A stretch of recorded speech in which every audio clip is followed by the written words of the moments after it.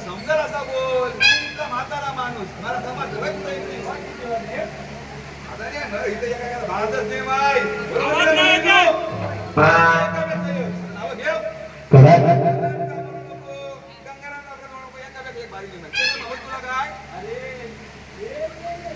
नाव सरळ विचार ना. अरे माझं नाव